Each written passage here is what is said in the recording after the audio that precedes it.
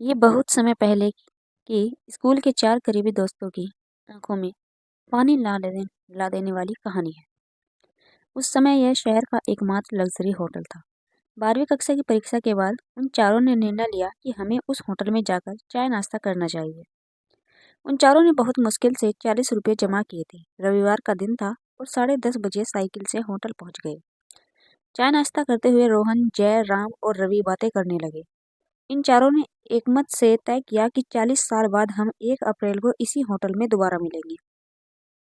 तब तक हम सभी को खूब मेहनत करनी चाहिए। यह देखना दिलचस्प होगा कि किसने कितनी प्रगति की, और जो दोस्त उस दिन सबसे बाद में होटल आएगा उसे उस समय का होटल का बिल चुकाना होगा।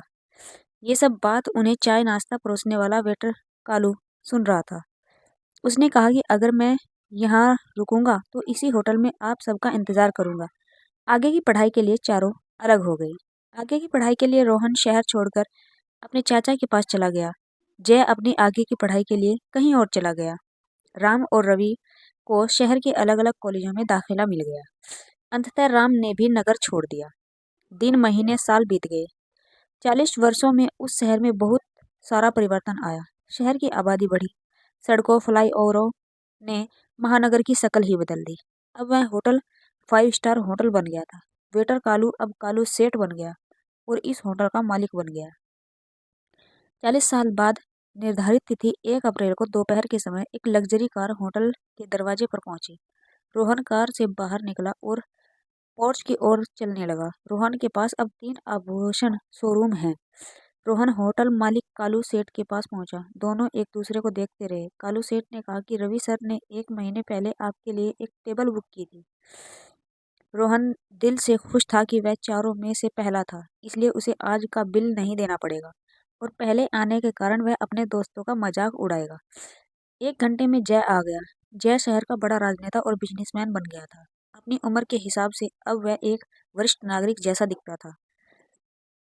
अभी दोनों बातें कर रहे थे कि बाकी दोस्तों का इंतजार कर रहे थे। आधे घंटे में तीसरा दोस्त राम आ गया।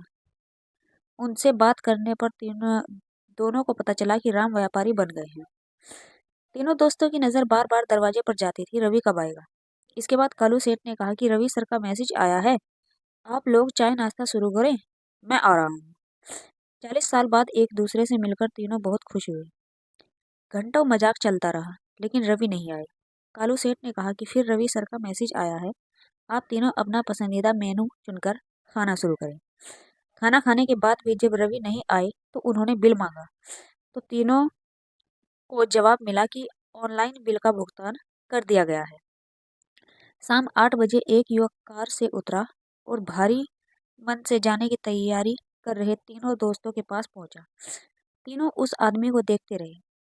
युवक कहने लगा, मैं आपके दोस्त का बेटा यशवर्धन हूँ।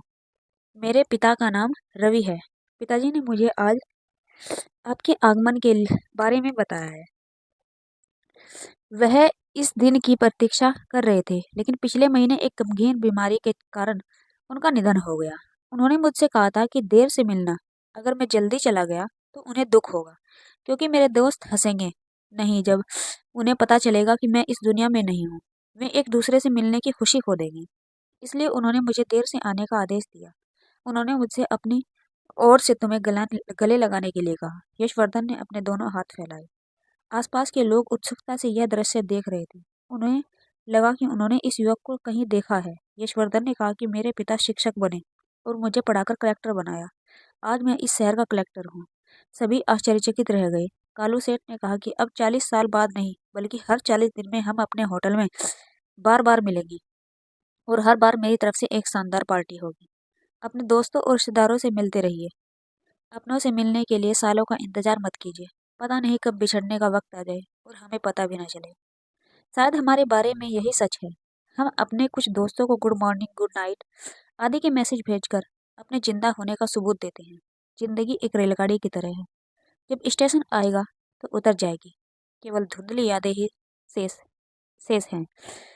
परिवार के साथ रहें और जीवित रहने की खुशी महसूस करें। सिर्फ होली या दीपावली के दिन ही नहीं, बल्कि सभी मौकों पर गले मिले और हर दिन मिले। इससे आपकी दोस्ती और मजबूत होगी। कहानी अच्छी लगी हो तो वीडियो को लाइक करें।